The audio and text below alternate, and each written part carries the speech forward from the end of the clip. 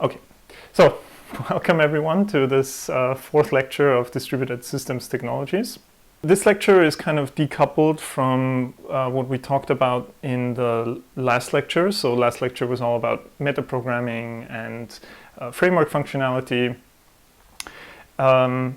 Today's more of a continuation of the second and the first lecture. So we'll kind of continue this idea of decomposition, abstraction, generalization, and layering. And we remember from the second lecture that we learned about that, this decomposition leads to these microservices, and they have, these microservices have their bounded context, they are very cohesive, and they're loosely coupled. So you also remember from the first lecture this slide where we talked about not so complex distributed systems, where we have a simple three-tiered architecture application. We have a straightforward implementation using some application framework, and it's relatively straightforward to deploy these applications on static infrastructure. And today what we kind of want to tackle is the question of how do we now deploy and manage these complex microservice architectures onto hardware, and how do we deploy them and how do we kind of manage them together with virtualized hardware. So the outline for today will be virtualization and isolation. So a lot of lectures talk about virtualization technologies, virtual machines versus containers and so forth. We need some of that to get a common ground for what we'll talk about in the second part of the lecture. I'll keep it brief, and I'll pick out some things that I think are interesting so there's not too much overlap. And then we'll talk about how we orchestrate those virtualized systems and kind of look into state-of-the-art container orchestrators like Kubernetes and the individual mechanisms involved to make this orchestration possible. And in particular, we'll look at fundamental operational mechanisms of these systems, which is scheduling, autoscaling, request routing, and load balancing. Let's dive into virtualization and isolation. So let's maybe again try to find some concise definition. Wikipedia says virtualization refers to the act of creating a virtual rather than an actual version of something. It's not a very useful definition, classic Wikipedia. What's maybe more relevant or more precise for how we think about virtualization is it being an abstraction layer that decouples the physical hardware from the operating system. And the reason why we're doing it is to better utilize the IT resources that we bought. So the physical IT resources are expensive, and we want to make them available and for multiple tenants, and this is why we use hardware virtualization. So there are lots of reasons why you want to do that. Economic, administrative, we're not going to focus on them too much. This is covered in lectures like Advanced Internet Computing. We'll focus more on what we can virtualize and then how to use it. And then as a continuation of how we orchestrate systems that are virtualized. So when we talk about this type of virtualization, there's typically the main things that we virtualize is compute hardware. So we virtualize classic system resources like CPU, RAM, and network I/O. We virtualize storage, so it's useful to have a virtualization layer on top of disks, hard disks, so you can have multiple drives on the same hard disk. You want to abstract away the details of having distributed storage system. So when storage disks are in the network, and a new kind of trend is this idea of network function virtualization. So instead of buying high-priced appliances for specific network functions like firewalls or routers, we use general-purpose hardware to then virtualize these network functions on the hardware. And there are a bunch of other things that you can virtualize. So if you look at the Wikipedia entry, there's a number of things that you can virtualize. So from software to data to network. And if if you think about it, basically virtualization is just a fancy way of saying you're introducing some abstraction. So you can think of any type of abstraction as a virtualization if you want. So in general, when we talk about this type of virtualization, there are two main streams. We're talking about the hardware virtualization. Basically, we have virtual machines, which is something that you've all been working with, and operating system level virtualization, which is this idea of containers. And you've heard about both, and you've probably worked with both, and we'll kind of look into some of the details of what makes it work and the concept of those two. So the main kind of thing for hardware virtualization is the hypervisor. So the hypervisor is basically just a fancy name for the virtualization software and this virtualization layer. So the virtualization layer takes the underlying physical resources and kind of piecemeals them into virtualized resources that some guest operating system can then use. So you're lying to the guest operating system about the underlying hardware. You're giving it some capacity of the underlying hardware, and then the guest operating system can kind of run in its own isolated space and doesn't need to know anything about the underlying hardware. And it's very useful because now we can kind of take this virtual machine and move it from place to place and move it on different physical hardware, because it doesn't really care anymore about the actual underlying physical hardware. So the hypervisor's job is to provide this virtual interface for the guest operating system to talk to hardware, and then translate that these calls to the virtual hardware to the real hardware. So what's interesting for us is how we work with hypervisors. So some of them, VirtualBox and VMware. VirtualBox is the default provider that you're using for the virtual machine in the DST assignment. So you're not talking to VirtualBox directly, you're talking to VirtualBox via Vagrant. So Vagrant is like another abstraction layer on top of virtual machines. But basically you get these manuals and a programming guide, you get an API, and this is just to give you an idea of how of what you can do and how easy it is to use these hypervisor APIs.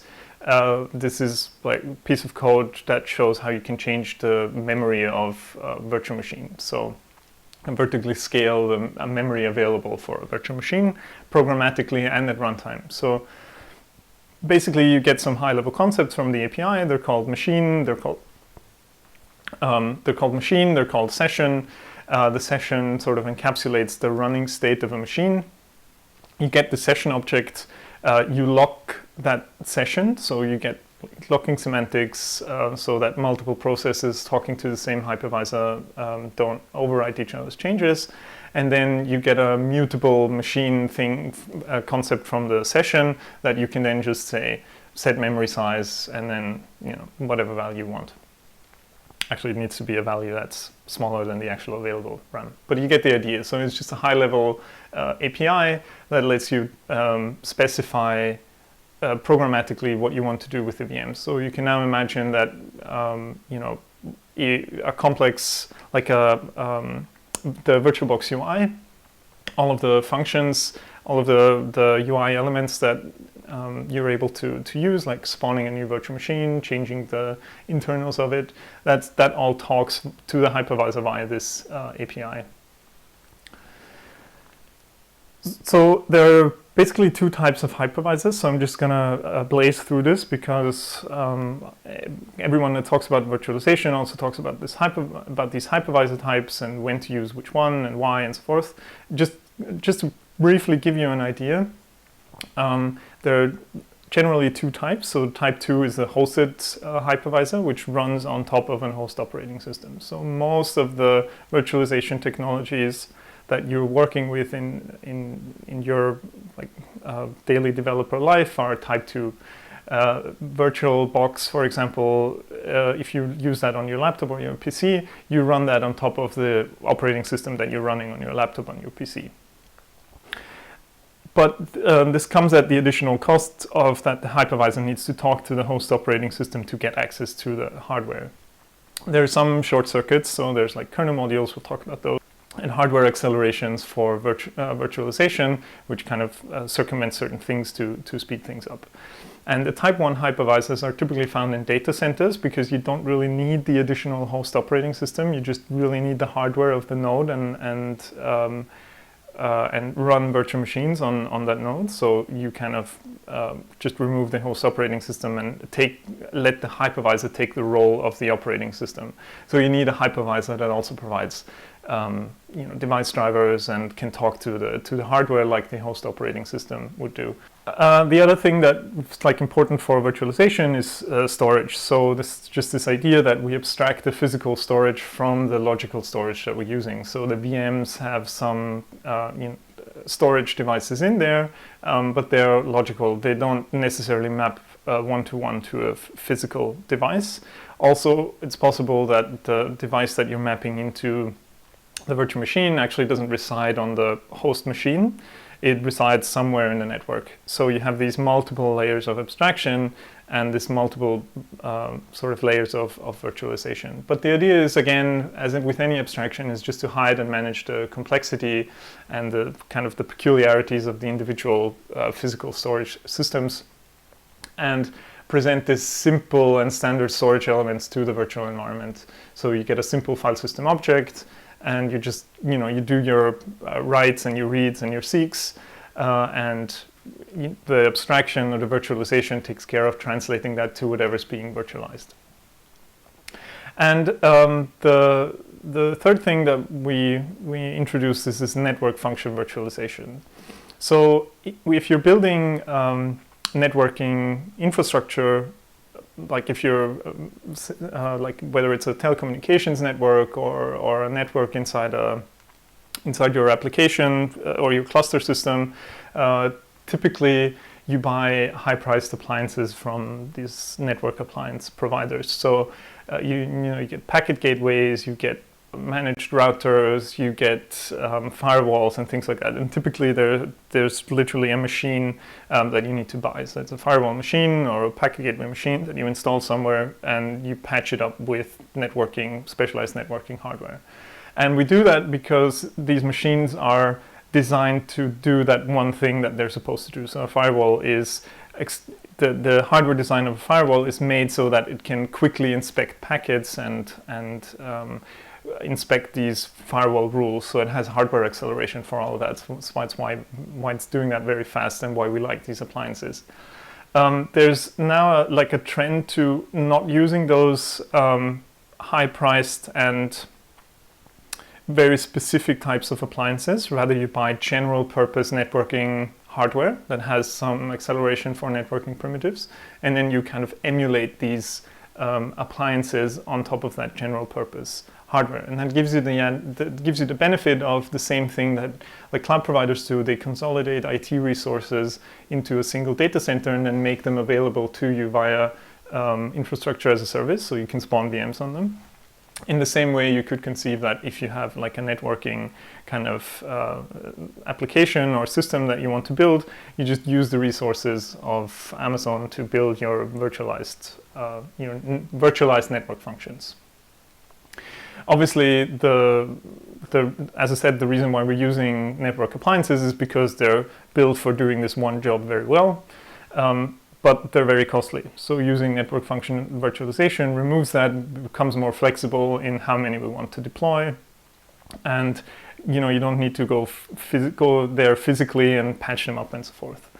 The drawback is we don't have the specialized hardware anymore. So we'll lose all the benefits of having the hardware accelerations and having the kind of integrated design of this specific network appliance. Okay, so that is network function virtualization, and it kind of concludes the whole hardware virtualization stream, which is not so important for this lecture. What's more interesting is the operating system level virtualization and kind of these high level abstractions like a hypervisor and container orchestrator. So also everyone seems to be talking about containerization. Like in every lecture you hear someone talking about Docker and the individual levels of abstraction. We also need to kind of go over this briefly. I'll try to keep the overlap minimal and kind of focus on the more interesting parts. So we kind of need this common ground to then move on to container orchestration platforms. Just a quick recap of the Linux kernel and the differences between kernel and user space, because it's kind of important to understand the difference to know how containers work and at which level they abstract. So in a typical Linux operating system, you have two spaces, the kernel and the user space. The kernel space is where the kernel lives. So the kernel is this thing that talks to the hardware via some device drivers. It has it has memory management, and it encapsulates everything that has to do with the hardware and providing higher level functions to your applications, or sorry, rather low level functions to the applications that make use of them. So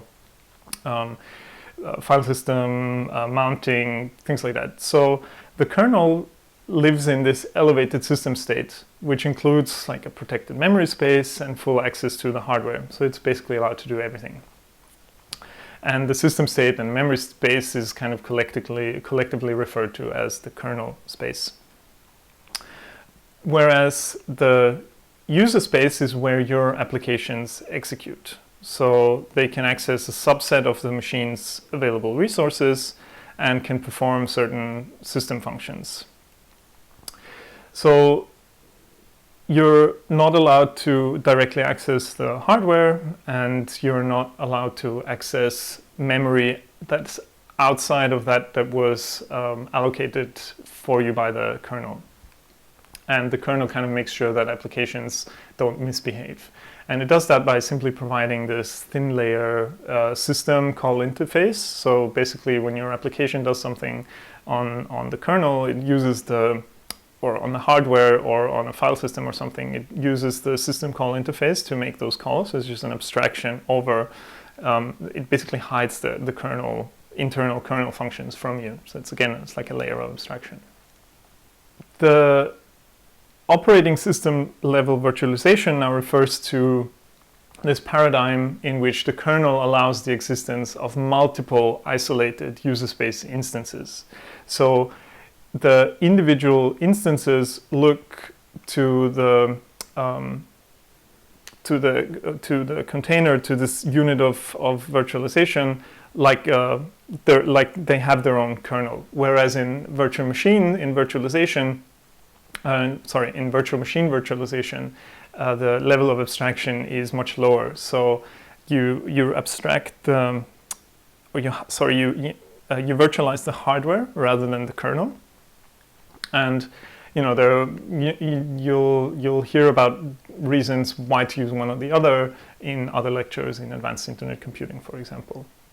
But the idea is just that the container is kind of the self-contained execution environment that has its own user space and that thinks it's using its own kernel. But it knows that other, user space processes are sharing the same kernel space. So what makes this work is kernel namespaces. So if you're doing distributed systems engineering, Johannes also talks about namespaces, kernel namespaces, and the features of the kernel that kind of make containers work. But the basic principle is that the kernel namespace allows the instance to have its own host name and IP address, file system mount points, process IDs, and things like that. So for each container, you're creating this new namespace, and it allows them to basically it looks very much like a virtual machine, because you have all these things that the system call interface gives you, only you kind of think you have your own.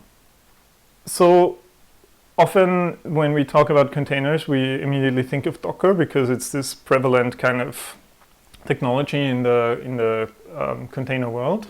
Turns out the last few years there's been a lot of restructuring going on in the Docker world. It's kind of been elevated to the Moby project, and the Moby project is now kind of an ecosystem of container tools. So actually Docker doesn't do anything anymore with running containers. It's only the value add around the containers kind of break this apart. So So the container ecosystem that's prevalent now is kind of made up of this Open Container Initiative, which is the specification of how container images should be packaged, what kind of things they expose, what metadata they need to have. And the runtime specification is how those images are then executed inside, like namespaces and the kernel features that Linux provides to make these containers work. So OCI is just a specification. Then you have runc, which is like a reference implementation of the OCI specs. So this is what used to be in Docker. This was now kind of extracted as a separate thing. So runc does most of the work that revolves around running the actual container and having this glue between the specification and the kernel features. And containerd is the container daemon, which acts as sort of the orchestrator for the underlying container runtime. So it's responsible for spawning like individual runc instances for the application, keeps track of containers and images. So you can ask containerd which instances of a specific image are running, or which runc instances are running in general, and it exposes like a high-level API that systems like Docker can interact with containerd. So it gives containerd a command, okay, please start this image with these commands, and then containerd spawns a new runc instance and creates this application. Okay, so this is kind of an illustration of this. You have, when you instantiate a new, when you say Docker run, first you talk to the Docker engine then translates this Docker run command to like individual containerd API calls, and containerd is then responsible for running the runc runtime that runs your container, keeping track of them, tracking their state, and so forth. So the question is now, okay, well, what is Docker other than the CLI? So Docker is kind of becoming this. So first of all, containerd and runc know nothing about networking. So they don't have like this idea of a virtual network. They can expose like ports, but how to glue everything together is all done by Docker. So when you create, you get this virtual network this virtual network device that has an IP address on your host machine, and Docker kind of manages the virtual network build around that, so that containers can access this virtual device from inside their container. They can, it provides like a naming service so that containers can reference each other via names. All of that is done by Docker rather than the subsystems. So I think that is like the most crucial part of Docker is networking and the storage subsystems. So Docker manages the volumes and things like that. And then there's the Docker Enterprise, which is sort of becoming more and more this container orchestration system. So the Docker Enterprise system kind of contains a bunch of tools, and it's this ecosystem for clustered container management. And we'll get to that. So we'll get to Kubernetes and container orchestration. Okay, so when we juxtapose the two, the virtual machines and containers, a VM-based deployment basically looks like this. So the unit of isolation is the VM.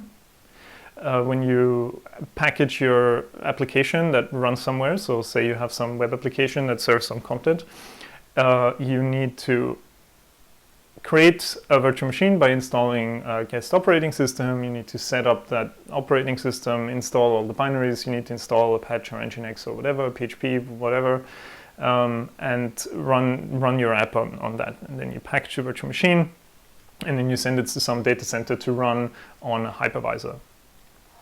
So each VM includes a fully fledged guest operating system, the binaries and the libraries for running your application, and the application itself. And it's great because it's extremely flexible, right? You can host anything inside a virtual machine because all you get is the hardware, and you need to take care of everything else that sits on top of that. It provides great isolation, But it's fat because you have this additional operating system layer, so you need to ship an entire operating system. Vis-a-vis container deployments, where the unit of isolation is the container, and each container includes only the binaries and libraries you need to run your application and the application itself. And it runs in user space, so therefore it shares the host operating system kernel. So only certain parts of the container runtime run in kernel space to make this containerization work.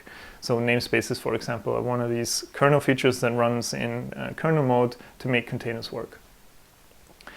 You have obviously less isolation because now you don't have a fully fledged operating system anymore. But the consequence is that it's also quite lightweight. So containers can be very small. So I think the smallest container I've built is something like 15 megabytes or something. You can probably go smaller.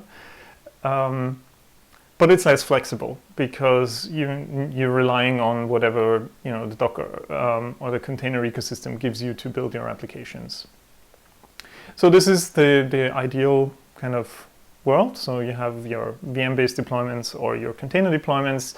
The unfortunate reality is that we have these nested deployments. So it's kind of this inception situation where we run virtual machines inside of virtual machines and time slows down. But basically you run into this because you run containers on top of infrastructure as a service. You go to your cloud provider, you spawn 15 VMs to run your container orchestrator, and all these VMs are then container nodes. So you're running your container orchestration system on top of virtualized infrastructure, which then talks to hypervisors. So this is the unfortunate reality. So if we quickly look at performance, because that's always the question, what performs better and what performs worse. This is just a few figures from a report a few years ago by IBM, who did performance analysis of Docker versus KVM. KVM is just a hypervisor, and compared it to native performance. So it turns out that it's quite complicated how performance behaves. So some CPU-intensive algorithms like LinPack can use operating system hardware optimization that is lost when you're using a VM because you're introducing this hardware virtualization layer. So you're not executing CPU instructions directly. You're executing CPU instructions via this virtualization layer. So therefore, if the hardware acceleration is not passed through to the VM, you're losing that sort of speed. That is, by the way, always an issue with abstractions. So if you're adding additional layers of indirection, it's often the case that you're losing something from the underlying implementation that was good in the first place, like hardware acceleration. And then it's very hard to integrate make this hardware acceleration available, or whatever type of acceleration it is, to the higher level concept through the abstraction without creating a leaky abstraction. So that's very hard in general. But anyway, so some of the hardware acceleration can get lost through VMs, and this is why some CPU-bound workloads are slower in hypervisors. But it's not necessarily the case for all CPU workloads. So for some workloads, you may have a very similar performance in both native Docker and virtualized environment. The memory access is, we can see, basically the same. And they also did a benchmark running Redis and measuring throughput and latency and so forth. So the performance of Docker depends in networking scenarios very much on the type of networking mode you're running in. So Docker provides various ways of networking. We said earlier that Docker manages the virtual networks. Docker creates this fully fledged virtualized network layer that kind of hides the host operating system networking. So each container kind of can have its own IP. And we said that containers can talk to each other via an internal DNS mechanism or internal naming mechanism. That That comes with a lot of overhead because that is basically all done in software. So whenever you route traffic through the virtualized network, that'll be slower. You can run Docker in what's called the host network mode. So that means all that virtualization, that network virtualization is lost. So you're basically binding the process directly to the host networking devices. That removes this network virtualization layer. You lose all the benefits of getting it, so the flexibility and this internal naming mechanism, but you're removing the extra overhead. So when you run functions or when you run applications that are network bound or that use a lot of network functionality, you can see in this graph that the Docker performs pretty poorly when it's not run in the host mode. So when it's run with Docker nut, it performs almost as poorly or as good as KVM. So my point is that comparing performance of virtual machines and containers is not straightforward. And anyone telling you that containers perform better than virtual machines, you always need to look at what specifically you're executing. In general, though, we see containers as more lightweight, and when you're not using fat overlay networking, they're typically faster than VMs. Okay, so some technology from the container world. Containerization, Docker, and this trend has kind of created an ecosystem of different tools and technologies. And some very prominent ones are Kubernetes, which we'll talk about later in the lecture, and CoreOS, which is an operating system designed for running containerized workloads. So there's no package manager involved. Everything basically runs in containers. So when you're installing applications, all you're doing is downloading a Docker image and running it. And as I said, Kubernetes is this container orchestration platform we'll talk about later. Okay, so that concludes kind of the fundamentals that we need to understand the more interesting part of this lecture, which is the orchestration part. So how do we orchestrate these virtualized systems? So we have this wonderful world of completely abstracting our underlying infrastructure.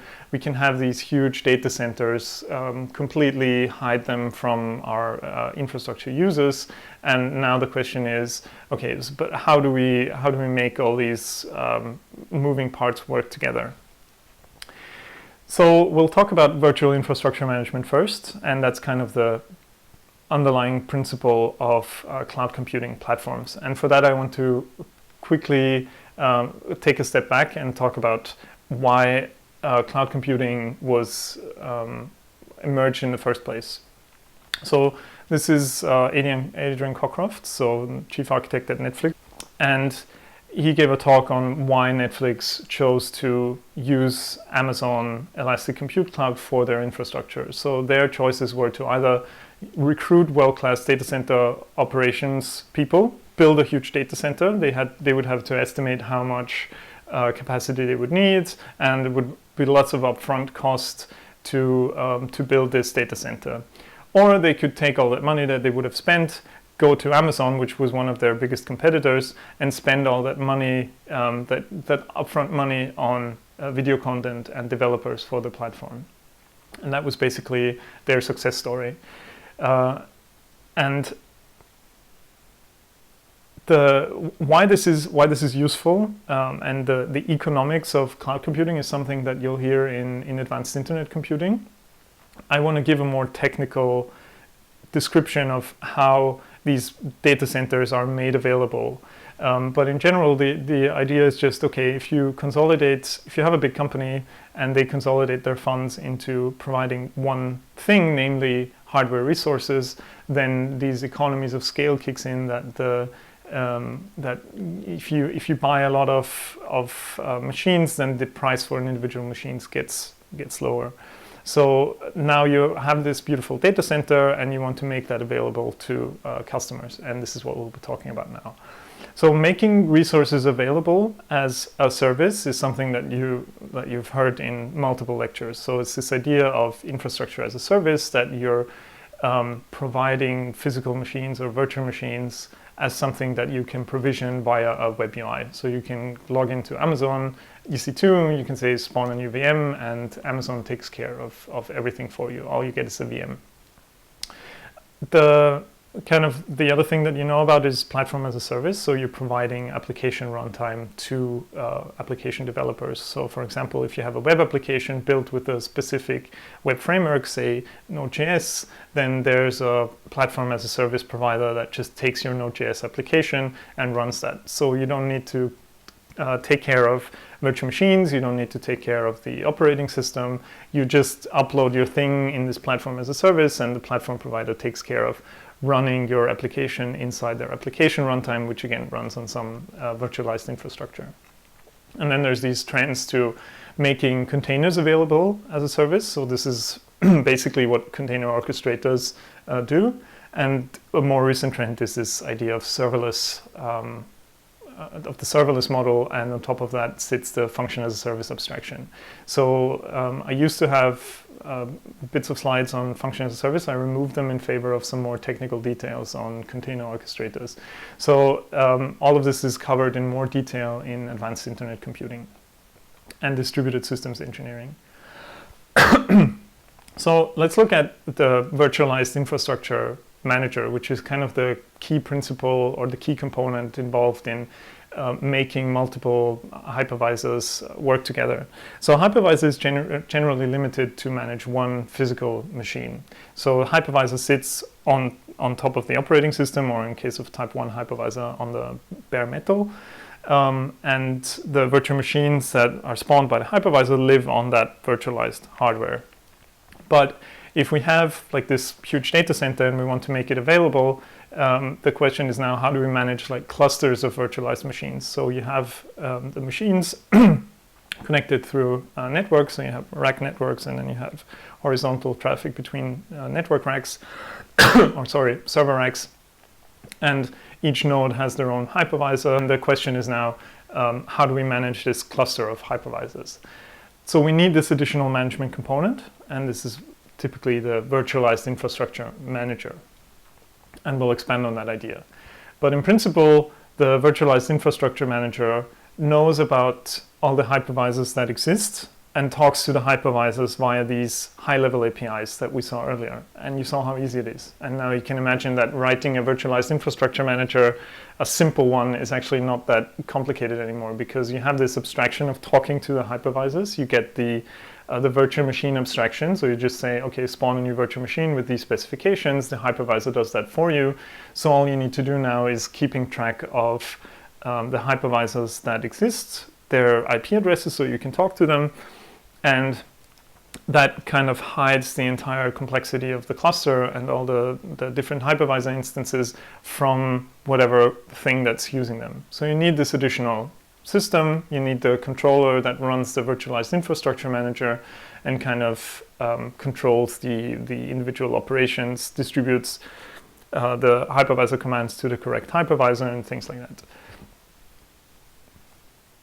And we'll look into details of how these operations and how this orchestration works in more detail later. We'll not talk about virtualized infrastructure, rather we'll talk about container orchestrators. But in principle, a lot of the ideas can be translated. But anyway, so if you have a cloud computing platform like Amazon EC2 or Google Compute Cloud or Alibaba Cloud or whatever you like using, you get this nice interface. There's a lot of business and administrative concepts involved in making a cloud platform work. So there's more than just a virtualized infrastructure manager. It's more than just talking to the hypervisors. It's also creating these administrative domains. It's creating security mechanisms, like creating key pairs for being able to SSH into your VM instance. You have different sizes of machines. You have different sizes of virtual machines. You want to make sure that they're provisioned correctly. So there's a bunch of administrative and business concept around cloud platforms that also need to be implemented.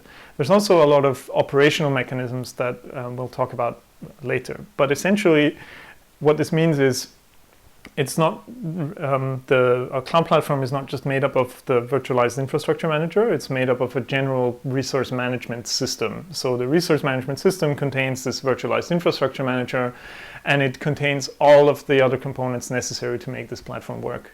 So starting from scheduling, when you click on AWS EC2 and you say spawn a new VM, the resource management system picks a node on where to run your virtual machine, and there's some logic involved. We'll talk about scheduling later.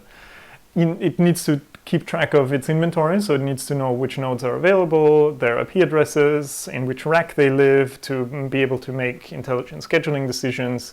The nodes themselves, so the systems, need to kind of report metrics back on their system utilization so that scheduling mechanisms can pick the right node. For example, pick a node that's not highly utilized. The resource management system also needs to keep track of logs so you can audit things. And there's like a repository of VM images. So this kind of box contains a lot of, this is grossly oversimplified, but in like a complex system like OpenStack, we'll talk about that later, there's a whole bunch of components that run also on distributed infrastructure. So as an example, we can look at VMware infrastructure. Sorry, this looks a bit like a marketing slide. I'm in no way affiliated with VMware. These are just nice figures that they had, and they're very illustrative. So VMware infrastructure is one of these cloud platforms. So they provide additional operational mechanisms. They kind of hide the complexity of a cluster behind their management server, and they provide additional mechanisms for things like high availability. So what to do with the VMs when a node fails. You need to kind of be able to replicate VMs and or migrate them. So VM migration is another thing that's important for cloud data centers, because often you need to do physical maintenance on the VM hosts, and you need to evict all the virtual machines or store them and restore them on some other VM host. So that virtual machine handoff, doing that is quite complicated, and there's even a stream of research that just deals with like VM handoff and how you can do that on the fly efficiently and things like that. And another example from the open source world is OpenStack. So OpenStack is an open source cloud platform that basically is basically this resource management system. So it contains all of these components necessary to make this resource management system cloud platform work. So ranging from the UI, the idea of quotas that you can assign to a user, it keeps track of all this. So it has like just a normal business domain, but it also contains components for networking, setting up virtual networks,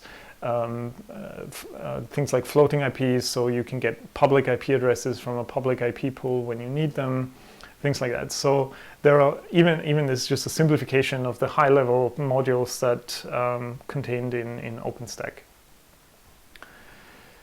And there are other cloud platforms that are available that you can look into and see how they work. Mostly we just interact with some hosted cloud platform, so like Google Cloud or Microsoft Azure or something like that. So we don't see any of the internals. But what I want to just show you with the previous kind of narrative, with the high-level hypervisor APIs and this virtualized infrastructure manager, the resource management system, is that kind of demystifies a bit this complexity that's hidden behind the AWS EC2 interface. So all of the concepts that are in there are fairly you can learn all of those concepts fairly quickly if you're familiar with distributed systems and you know how to use high-level APIs.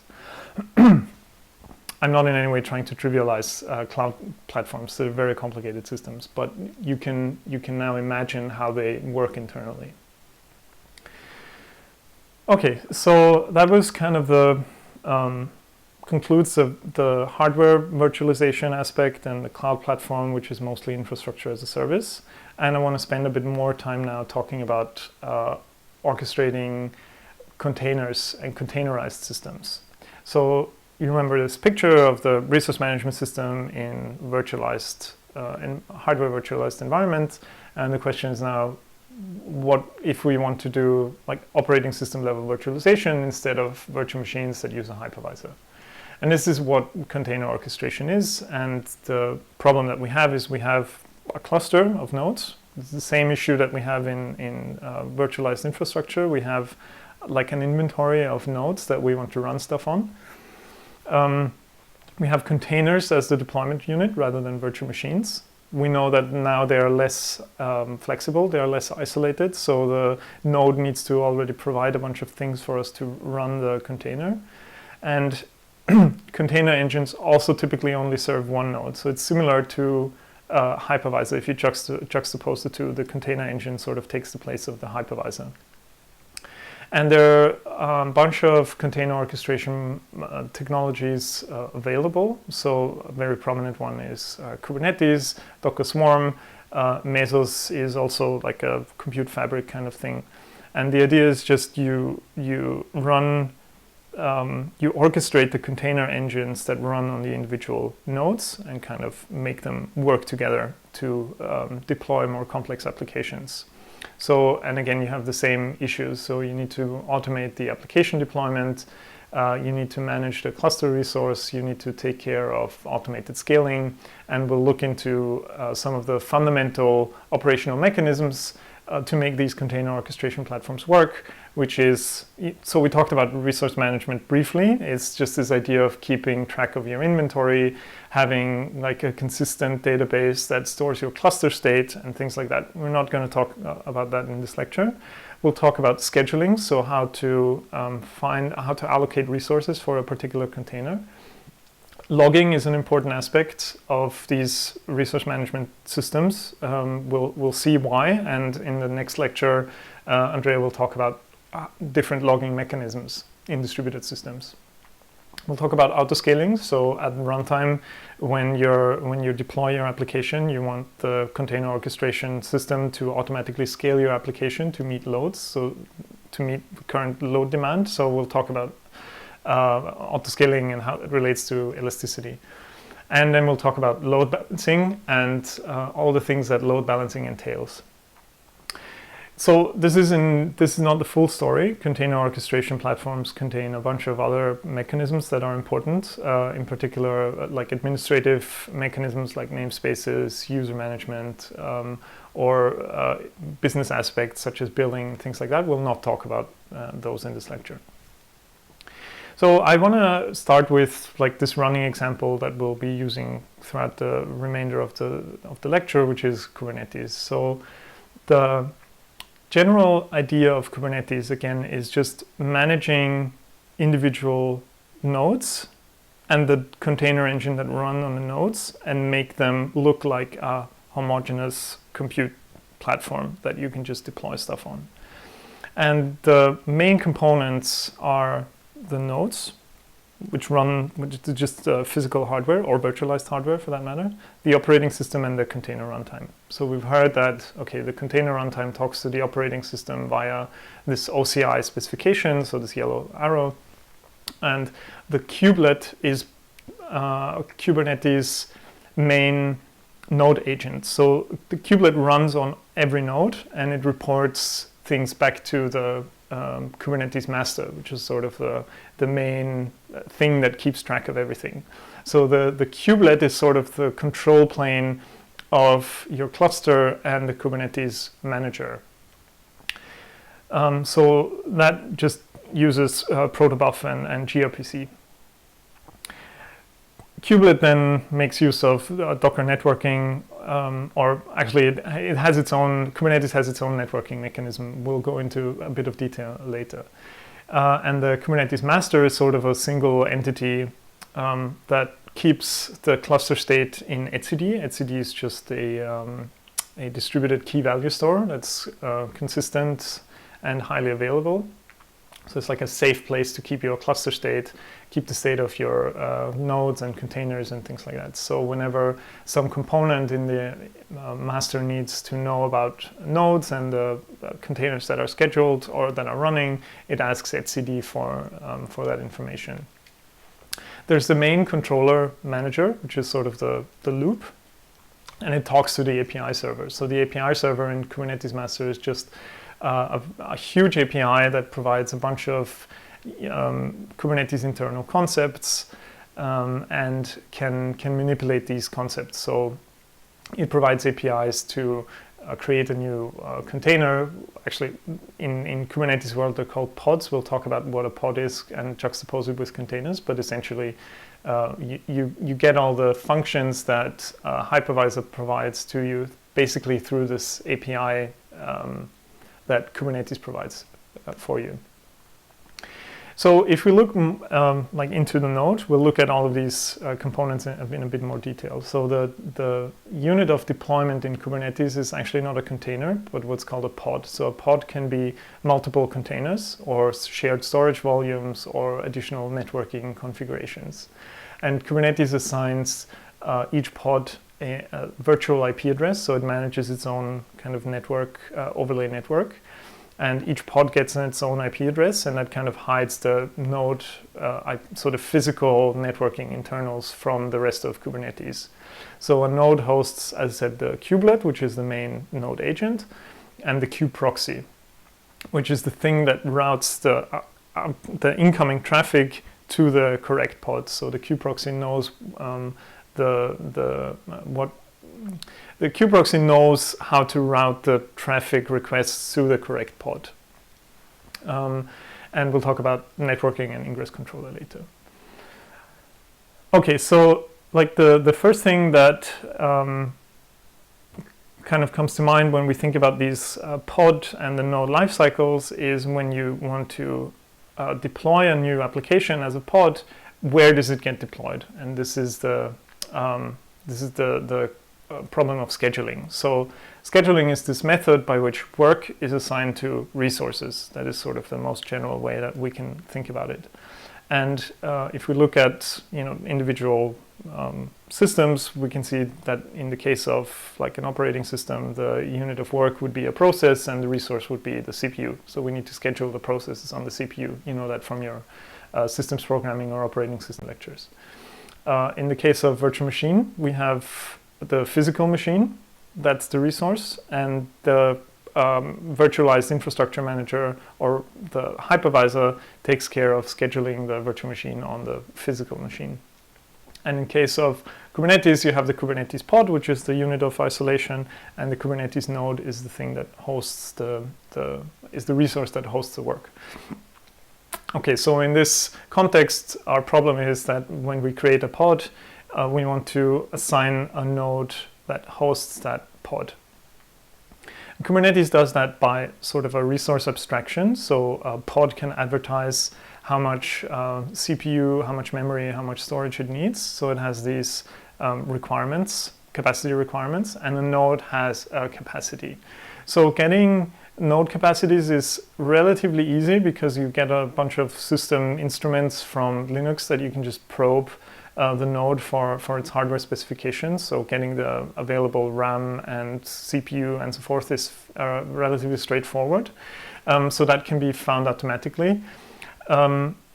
Assigning requested capacity to pods is much more difficult because basically you're relying on your users to specify the capacity or the capacity that a pod requires. So there are some sane default values for pod resource requests, but in general you can specify that yourself, and then the scheduler does the matching between the capacity and the requested resources by the pod. But the point is that there's this additional abstraction of node capacity and this matching between the requested resource of the pod and the capacity of the node. Okay, so when we create a pod, there's a work queue. We put that pod in the work queue, or rather, there's like a pod template that then instantiates and the kube master creates a new instance of that pod, and you have the scheduler that listens on that work queue. The schedulers the general idea is that it knows about all nodes, and then it scores nodes based on some internal logic. So we'll go into different scoring functions in a minute, but the idea is just you take all the nodes, you score the nodes, and then you pick the highest scoring node for assigning the pod. And how nodes are scored in Kubernetes is very flexible. So essentially, Kubernetes scheduling works in 3 phases. So first is filtering. So it eliminates nodes from the set of nodes that exist in the entire cluster. So because some nodes may not satisfy hard constraints to actually host those particular pod. Typical example is when there's not enough resource capacity available. And that then reduces the number of nodes that are selected for scoring, and then the scoring is sort of the soft constraints. So you're scoring nodes based on how good they would be to host the specific pods, and that is very flexible. So a simple example would be, okay, you want to make sure that the load is spread throughout the cluster. That means that the best scoring node would be that node with the highest remaining capacity.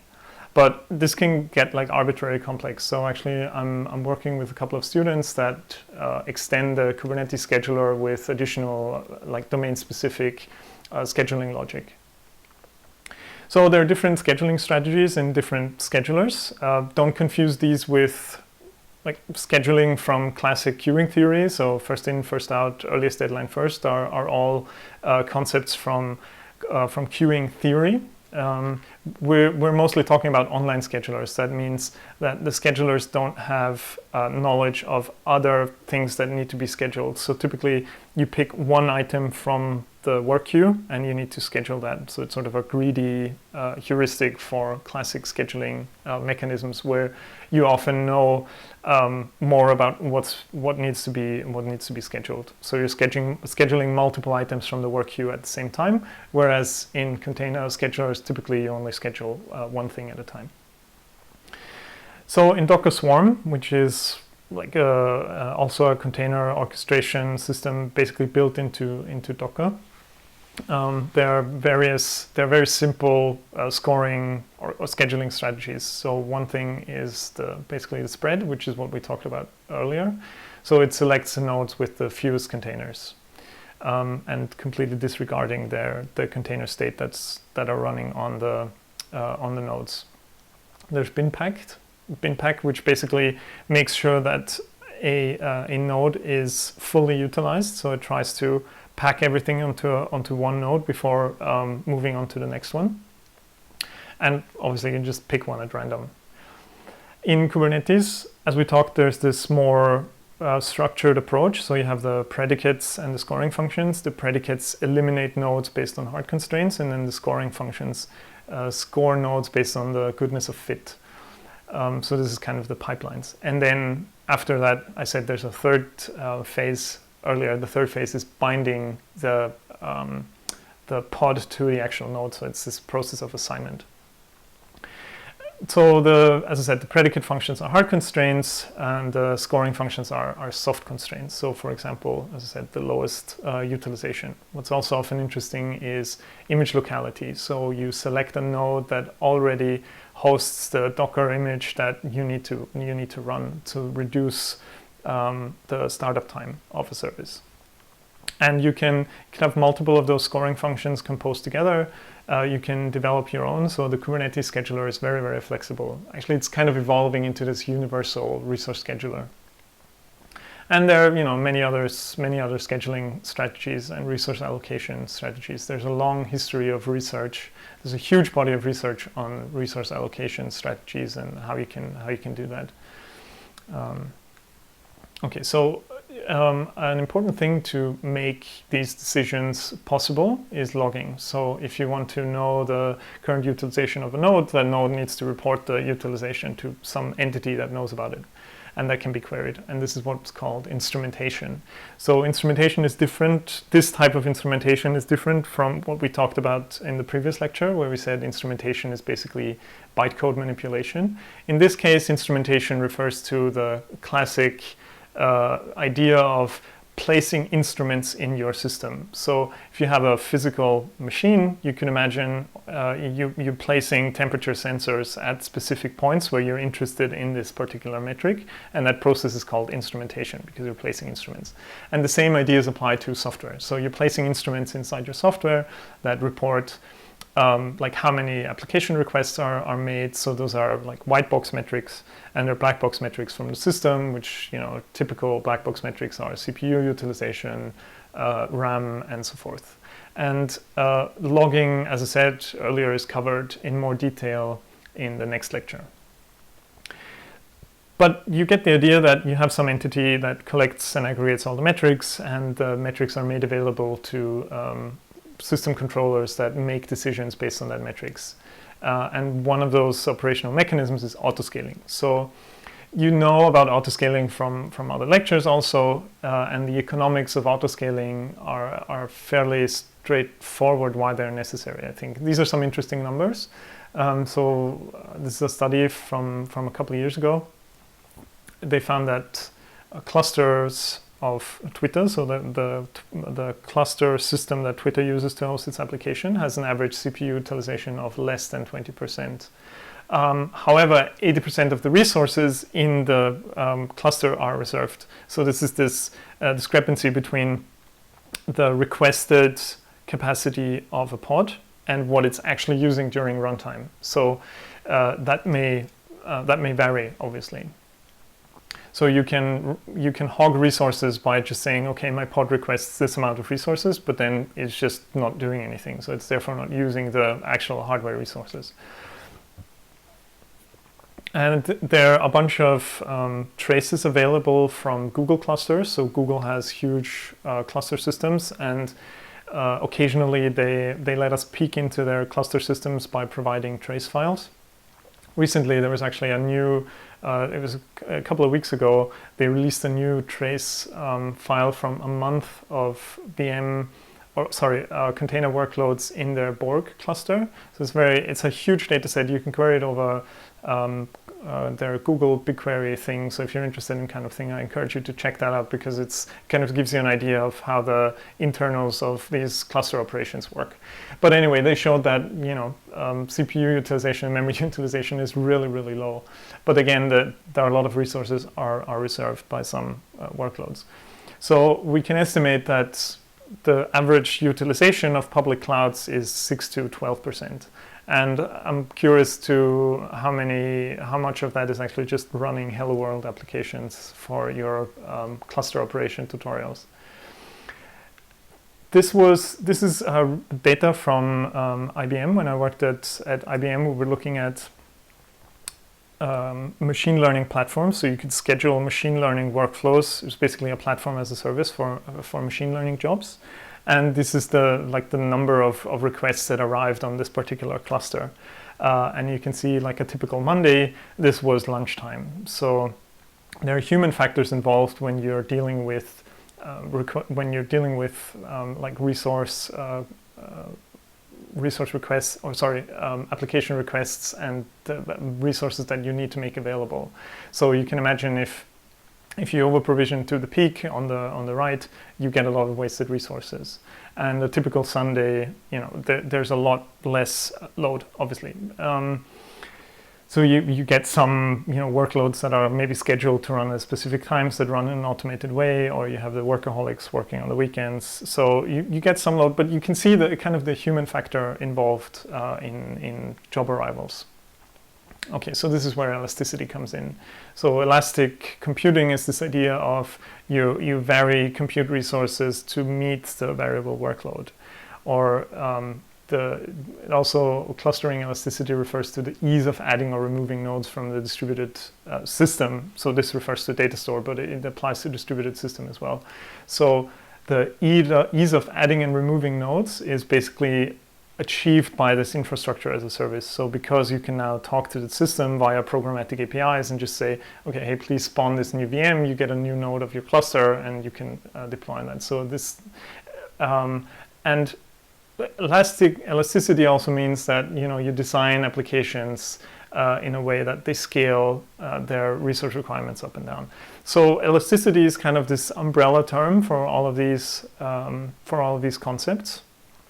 It's hard to pin down what elasticity means exactly, but we can say that we can achieve resource elasticity via autoscaling. So this is just this idea that we use a provider and instantiate nodes based on the current demand. So we're removing nodes when we don't need them to sort of remove this resource hogging. There are general like 3 types of autoscaling mechanisms. Most of the state-of-the-art platforms use reactive autoscaling. So you monitor the performance metrics that you get from your logging aggregation, and then you observe those metrics, and you adjust capacity to maintain some performance goal. We'll look at a couple of examples. And there's proactive and reactive. So proactive means that you leverage known knowledge about the load. So in this case, we could say, okay, we know that after lunch, load goes up. So when people are at lunch, we'll instantiate new VMs. So this is something that we know up front, but it's domain specific. And sort of the more general version is the predictive, in that the reactive, where we react to events rather than proactive, where we use domain knowledge. And predictive is where we predict the load based on pattern recognition. So we don't know any domain-specific things about the workload or the behavior of the arrival patterns. Rather, we just look at the historic data and, you know, throw machine learning on that and try to predict based on, for example, time series prediction or things like that. So I was at a seminar at Microsoft in Seattle, and they explained how they use predictive autoscaling for their Azure data centers. So they have like experimental versions of these features in their production cluster. So an example from Microsoft Azure Autoscale is basically you define a VM group, and you basically say, okay, you want a minimum of this many replicas of that VM, and you want a maximum of 5 VMs to sort of throttle or rate limit the cost. And now you have available in your UI, in your Azure UI, basically a form where you can just say, okay, you want these metrics to be monitored. These are the rules for this metric. So for example, if the average utilization of these of the currently running VMs is above a certain threshold, say 90% CPU utilization, then scale up.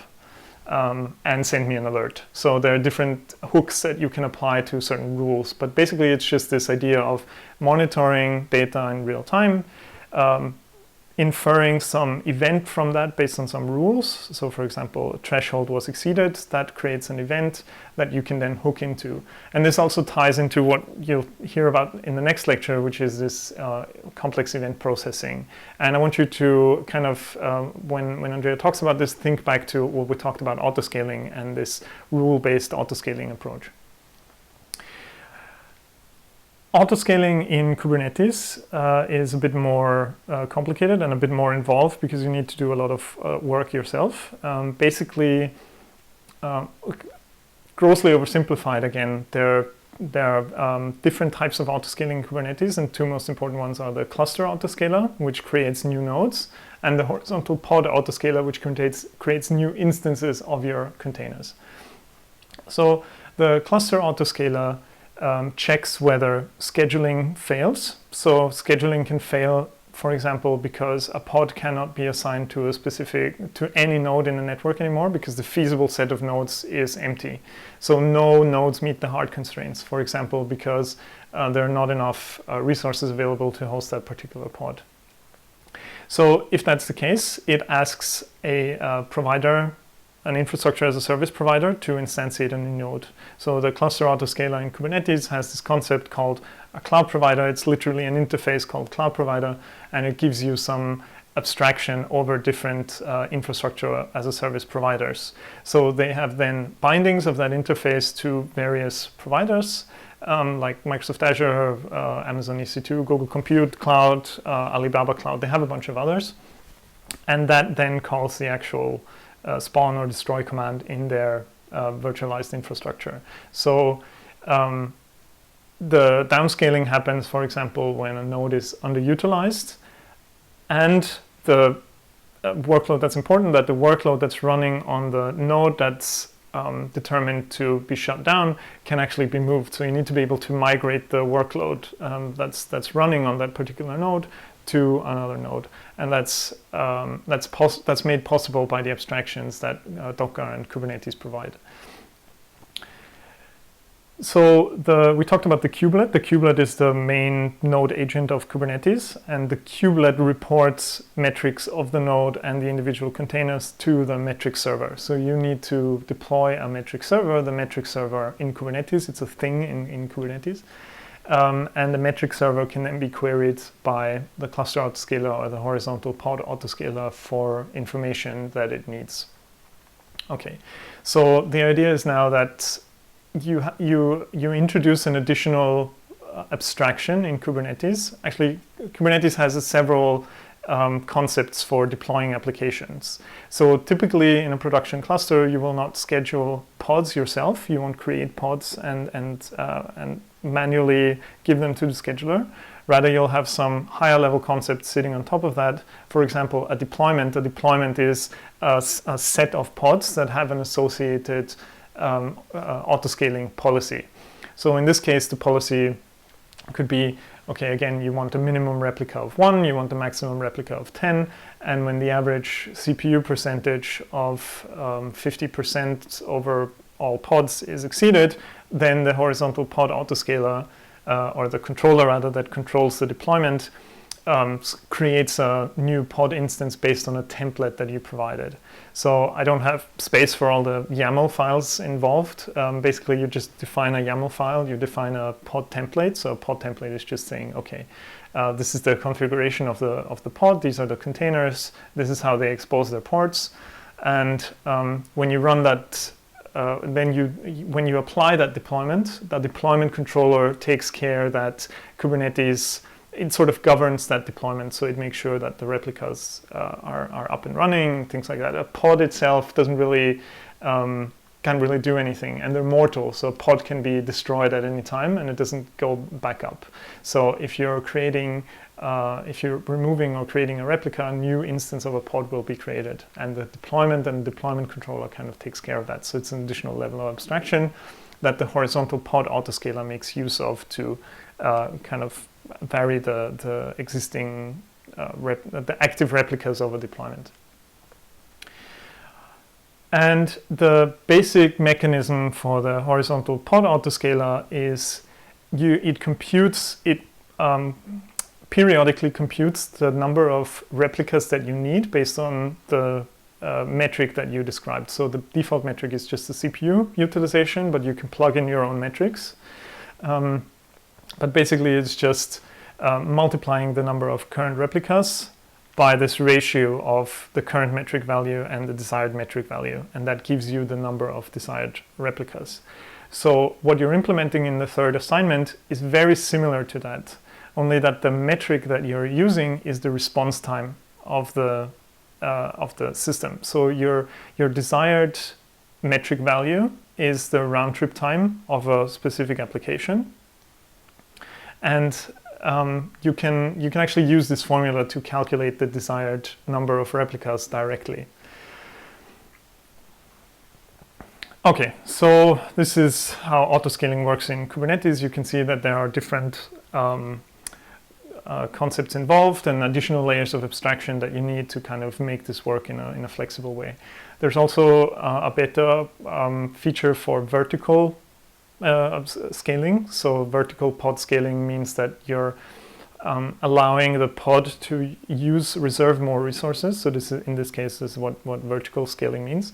You could conceive that you maybe increase the vertically increase the resources of a specific node through this infrastructure as a service provider abstraction, but it currently doesn't do that. So load balancing. Now that we have all these replicas sitting around of our pod, so we have like this deployment which is managing a set of identical pods and balancing load between them. This is what we actually want. So we want the system to, when requests come into our application, to route the request to the correct replica and also, or to the correct pod rather, and also balance load between the replicas. So we're not going to look specifically into Kubernetes straight away, how it does that. I try to generalize a bit and kind of show you what the concept of load balancing entails. Basically, you remember from the second lecture that we talked about these service consumers and service providers, and that we have this API gateways sitting on top of all the different services. And now the question is, okay, so how do we actually route requests to the correct replica? How do we do service discovery? So when a new instance of a pod is created, or a container or application more generally, how do we find it? How do we make sure that it's included in the set of replicas? So it turns out that if you can do load balancing, you get request routing and service discovery for free because you need all of these concepts. And we'll kind of look at an end-to-end example. So suppose you have like an internal cluster. It has some nodes and they all have internal IP addresses. So the nodes of a cluster, and also in Kubernetes, are never exposed to the public internet. So they don't have public IP addresses typically. Rather, the applications, they sit inside of this private network. They maybe expose some ports. So in this case, we have like two applications running on our cluster. One is a billing application, another is a shop application, and each one has two replicas, and they expose let's say this is a web application, so they expose the application they expose the port where their HTTP server, for example, is running. So the question is now, how does the browser that's called by the user actually find the correct service, the correct running service? How does it get routed through this cluster network? So I don't know about the internals of this cluster, and I shouldn't. That's the whole point of cluster management, is that you're hiding the cluster, the complexity of a cluster from the user. So instead, you want kind of this uniform entry point for your application. But we'll kind of do it bottom up. Okay, so we could send an HTTP request from inside the cluster to this particular node. So if we know which node hosts the particular service and which port it exposes, we can just make an HTTP call to that particular service and call whatever internal API it has. Okay, well, that's not very useful. I mean, it is useful when you want to do like low-level interactions between services, but in our case, what we rather want is some middleware or some entity that knows about the replicas that are currently running. So I want to no longer call individual nodes. I want to call this entity. It also has an internal IP address, and it exposes some port, some uniform port, and the requests are then routed to the correct instance of that service. So this load balancer needs some knowledge of the running nodes and the running services on that node. And this is an example of an Nginx configuration. So Nginx is a very popular load balancer, and reverse proxy. We'll kind of get the idea of what a reverse proxy is later. But the idea is that you define what's called an upstream. So an upstream is just a set of servers that provide some API endpoint, or rather, you can, in subsequent configurations, you can refer to that upstream as if it were a physical server. So when you define in Nginx a new server, which is basically just this virtual thing that you can call, if you call this server, in this case 192.168.0.3 /API/billing, then that will get passed through to that upstream. And because you defined a set of servers, the load balancer will do round robin load balancing between the replicas. Okay, but you need to, in this case, this is statically configured, right? You still need to know about the running, the nodes that run the specific replicas, the ports they expose, and stuff like that. But now we can call the load balancer directly, and it will give us one of the two replicas. So we don't need to care about any more about the nodes that exist and the service replicas. Okay, so this is kind of the first step of hiding the cluster internals. And now we want to kind of expose the cluster internals to the public world. So we have a gateway that has a public IP address or a CNAME record.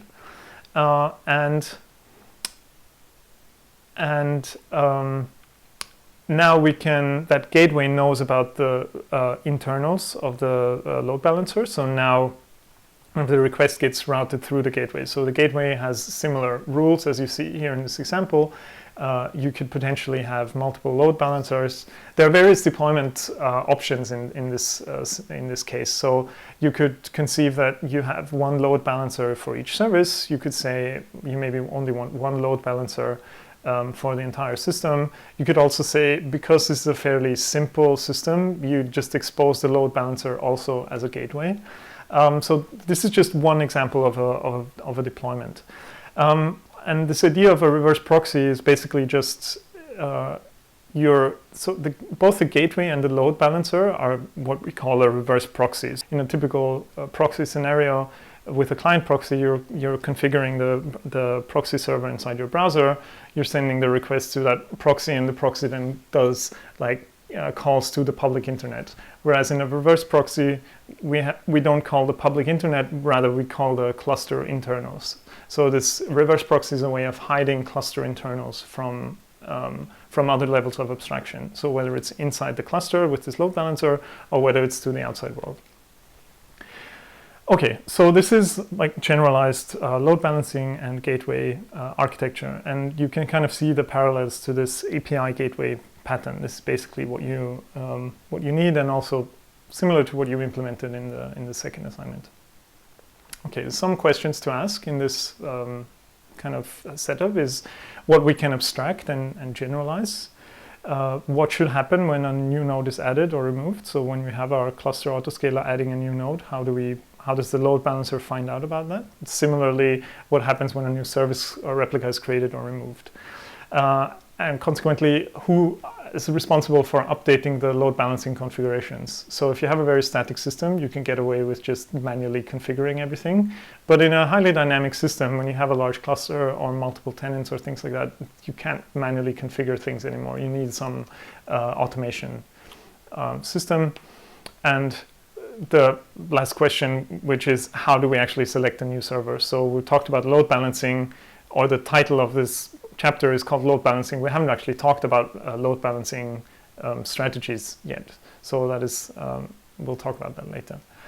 Okay, but an important mechanism for making this work and making this work dynamically is service discovery. So the idea in general is that you need some table where you know about the service. So that's your high level abstraction. So in this case, that service would be called billing. So it has a unique name, and the table knows about the individual instances of that service. So it knows on which node it sits. It knows when it was started. It knows maybe some application runtime metrics that can be used for load balancing decisions. You can also do pool-based discoveries. So instead of having the service register with some central entity, you can just periodically scan your entire cluster state for available services. This is basically what Kubernetes does, and I'll get into that a bit later. So now other components can ask the registry for the location of services, and kind of look them up and make decisions of where to route requests.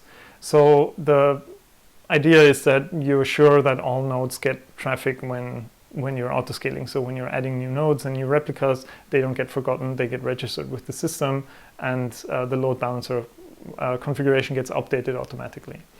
So now you could conceive that, this is just an example, you could conceive that you talk to this API layer by just saying, okay, give me all services, give me all billing services, and you get the hosts back that serve these services. And then you can route by simply auto-redirecting the service.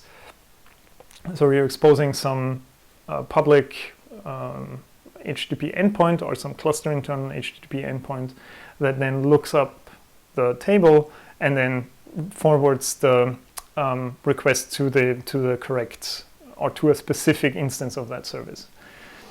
So this is just like a simplified high-level view of service discovery, but you can see that's like a crucial thing that you need to make this this load balancing work, because you need to update the load balancing configuration dynamically based on stuff that happens inside your cluster.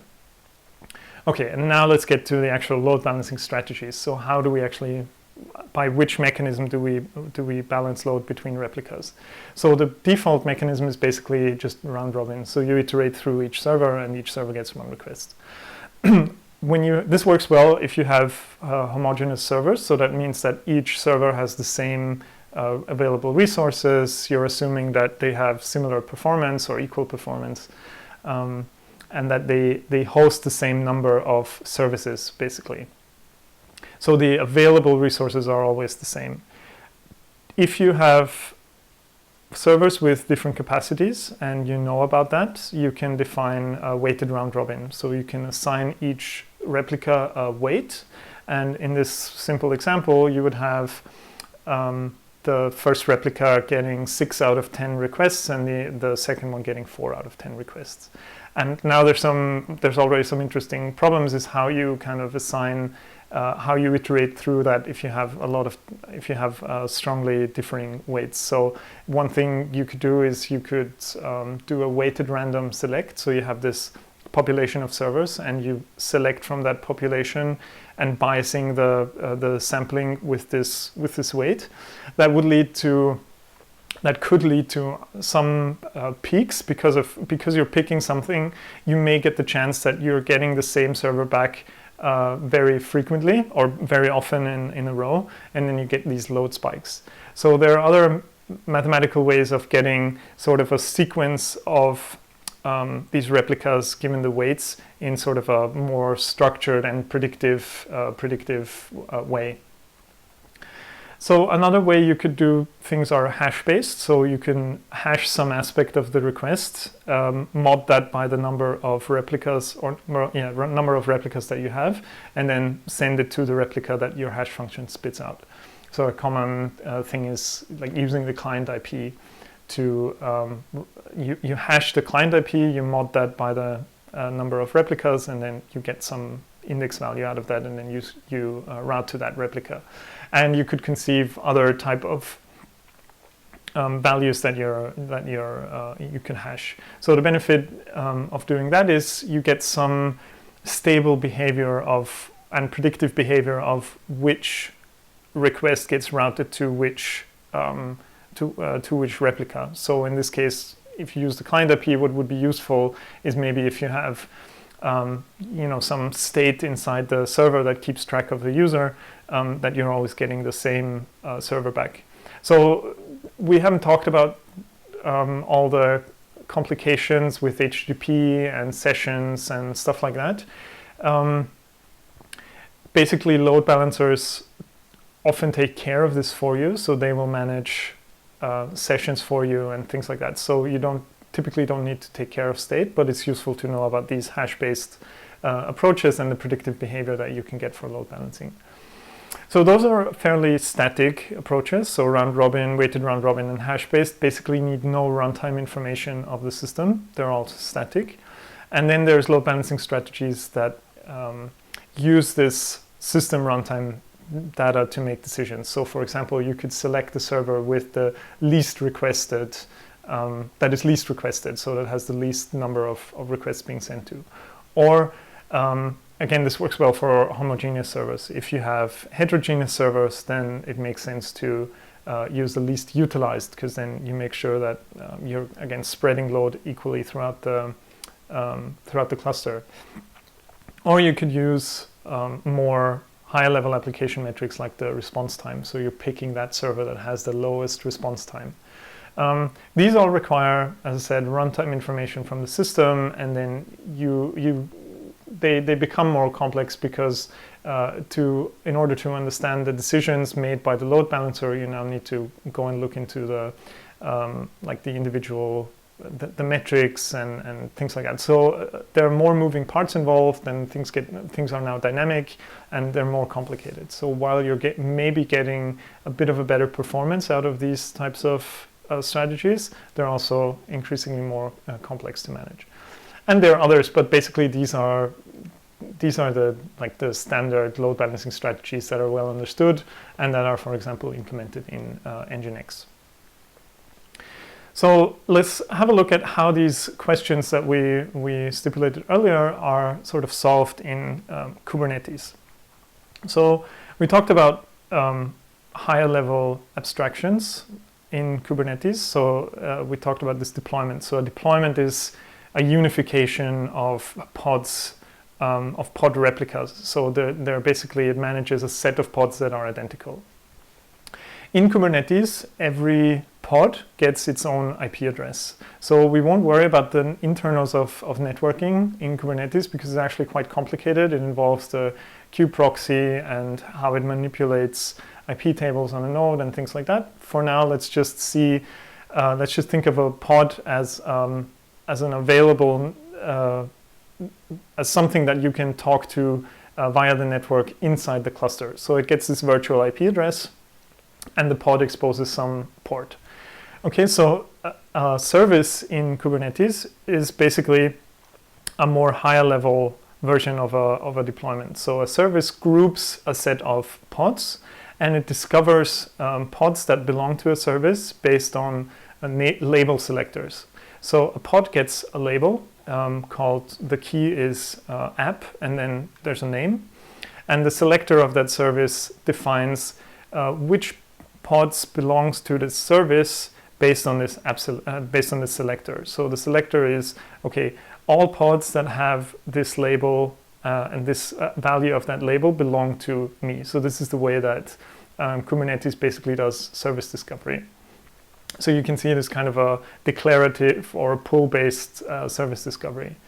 Okay, and now the service by the Kubernetes networking gets a cluster internal IP address. So this can be like an internal IP address again, or you can use a DNS name. So this is why the service name needs to be a valid DNS token.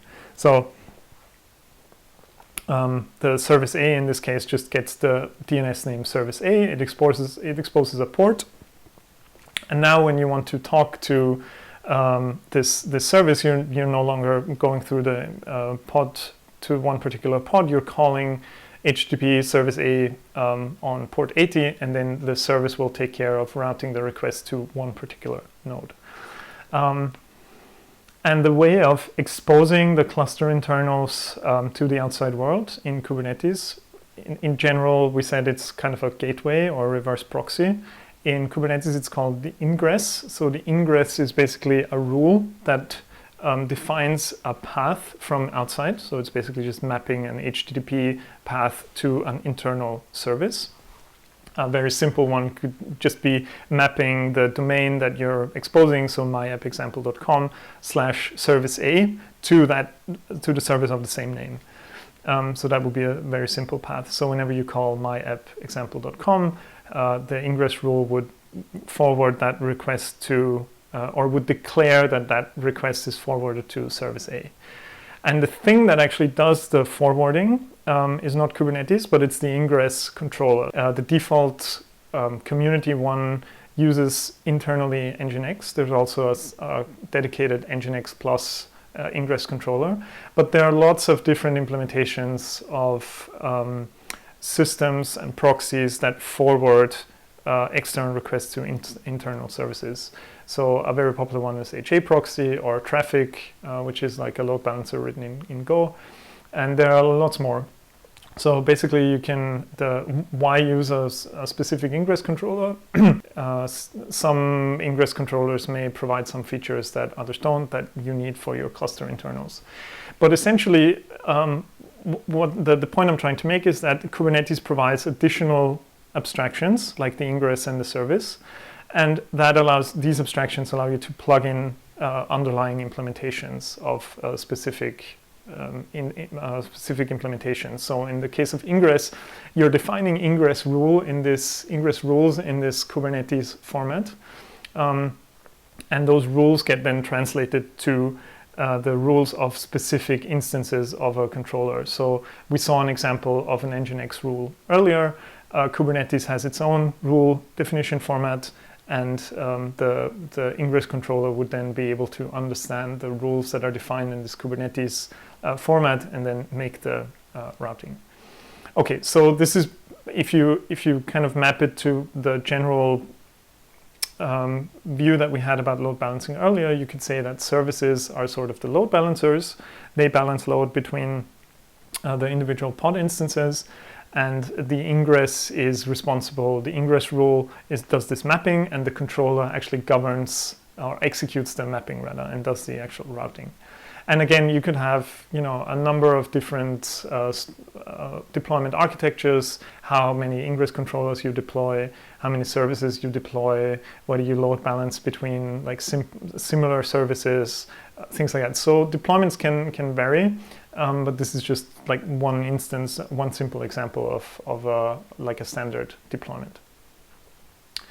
Okay, so that kind of concludes the fundamental mechanisms of cluster orchestration. So we had request routing, load balancing, we had scheduling to actually place things on nodes, and autoscaling to make things scale at runtime. And then obviously load balancing requires all of those, requires runtime information to work together with scheduling and load balance and autoscaling.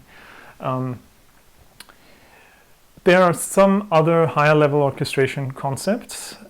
You've heard like a service mesh, you've heard like serverless and infrastructure as code. They're all sort of higher level orchestration concepts that sit on top of these abstractions that Kubernetes gives you, or that container orchestration platforms give you. I don't have time to go into these, but as long as you understand kind of the basic principles underlying container orchestration platforms, like the operational mechanisms that we talked about, particularly important is that you understand networking and how the internals work when you're scaling things and how things are placed. When you understand that, you kind of also understand a service mesh or serverless technologies. Okay, so I wanted to do a recap slide, but I didn't have time. So this concludes the lecture for today. These are a list of resources that are used for this lecture and this presentation. As I mentioned sometime earlier in the semester, this DST is very cutting edge. So we're talking about very modern technologies. That also means that there's not like a textbook. If you look at the Tannenbaum textbook for distributed systems, it's like it's over a decade old. So we kind of don't have these textbook resources available. So we're curating material from various online sources together with like research to make this into the lecture that we're giving. So thanks for listening. And next week, Andrea will give the last lecture.